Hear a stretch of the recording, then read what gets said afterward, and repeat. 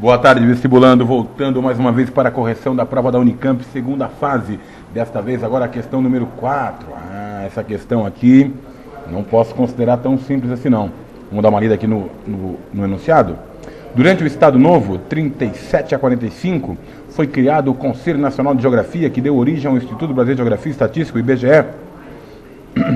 Uma das atribuições do IBGE era produzir estatísticas básicas sobre a população brasileira por meio de censos. Também caberia ao Instituto produzir informações cartográficas, bem como propor e instituir uma regionalização do território brasileiro. As figuras abaixo dizem respeito a dois momentos históricos da regionalização do território brasileiro. Dê uma olhada aqui.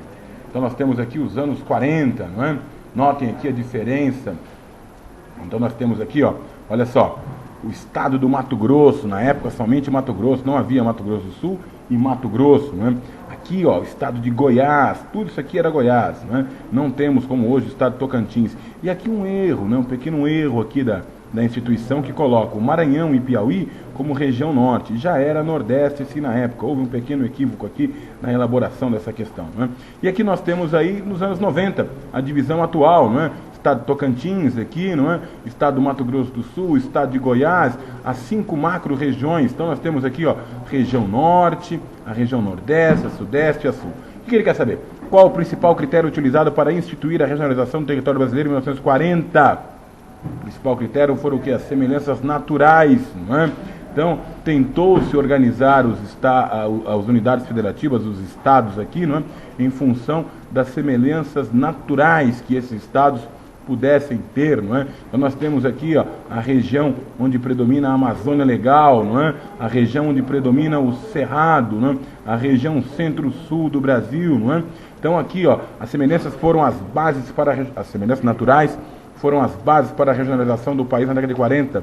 O agrupamento das unidades federativas tinha como objetivo encontrar soluções para os problemas socioeconômicos e políticos de cada uma das regiões, mas sempre dentro do critério que das semelhanças naturais. Vamos ver aqui, ó. Em 88, o estado de Tocantins foi criado. Constituição de 1988 cria o estado de Tocantins. Tocantins foi desmembrado de qual estado? Do estado de Goiás, não é?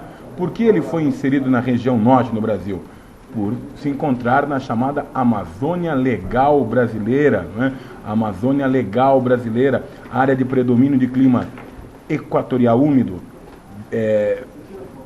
floresta heterogênea com grande biodiversidade, terras baixas, não é? Isso é a Amazônia Legal Brasileira. O estado do Tocantins foi desmembrado então do estado de Goiás. Uma questão não tão simples pela parte A, a parte B achei mais fácil, mas a parte A exigia um certo conhecimento do nosso vestibulando. Vamos para a próxima? Questão número 5. Olha só. Essa aqui é uma questão bem atual.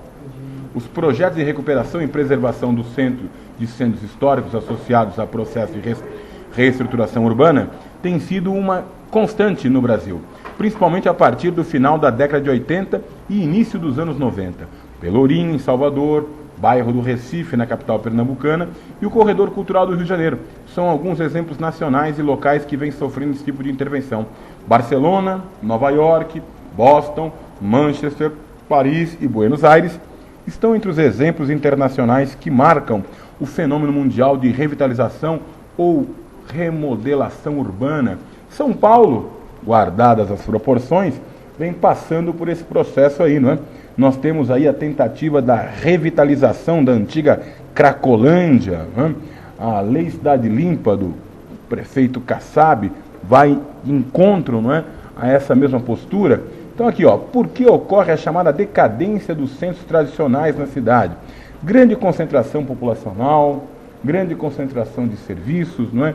Acabam por deteriorar a área, não é? Nós temos a decadência das elites tradicionais, a substituição de elites, não é? E, consequentemente, a diminuição do valor imobiliário devido ao abandono dessas áreas, como disse, superpovoadas, não é? Essas áreas, então, tornam-se guetos, não é? Onde se concentram a população marginalizada, mendigos, prostitutas, moradores de ruas, aumento da criminalidade. Isso contribui para a decadência dos centros tradicionais da cidade. A cidade de São Paulo, infelizmente, não foge a essa regra. Vamos ver aqui a parte B aqui. Quais são as principais estratégias utilizadas nas cidades brasileiras para revitalizar as áreas consideradas decadentes? Vamos ver aqui. Política de incentivos fiscais, isto é, o poder público tenta, através de isenção fiscal, atrair empresas de volta a esses centros urbanos mais tradicionais.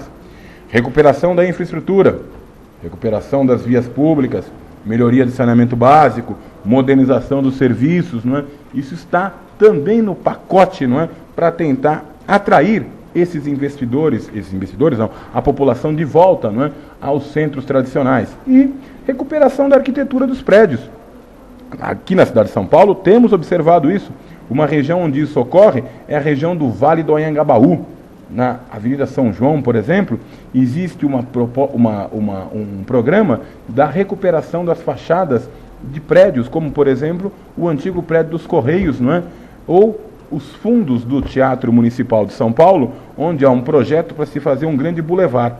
Então, essas iniciativas não são apenas mundiais. O Brasil está também dentro desse contexto e buscando a recuperação desses centros urbanos mais tradicionais, o que é muito bom para todos nós. Vamos ver a próxima questão aqui, a questão de número 6, vamos ver?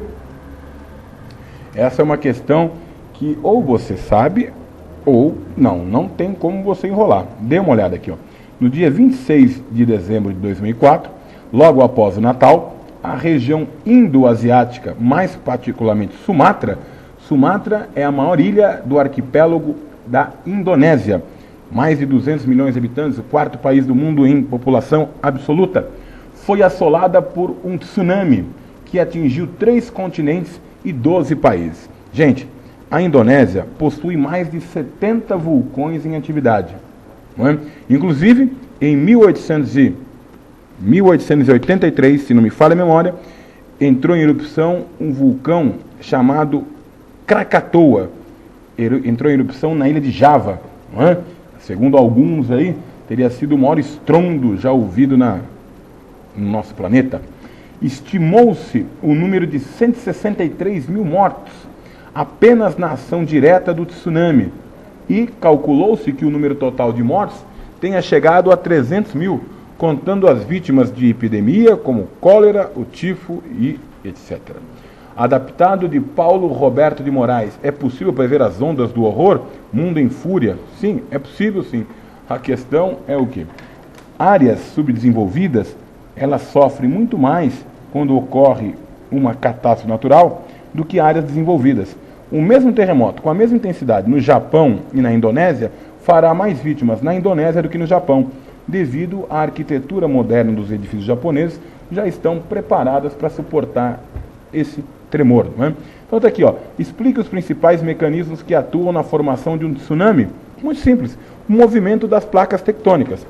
Ao se movimentar, essas placas, não é, acabam, evidentemente, fazendo mover também o oceano e formando essas ondas gigantescas. Não é? Então, os tsunamis nada mais são do que frutos do movimento das placas tectônicas. Chamamos isso de tectonismo de placas. Tectonismo de placas, movimento das placas tectônicas.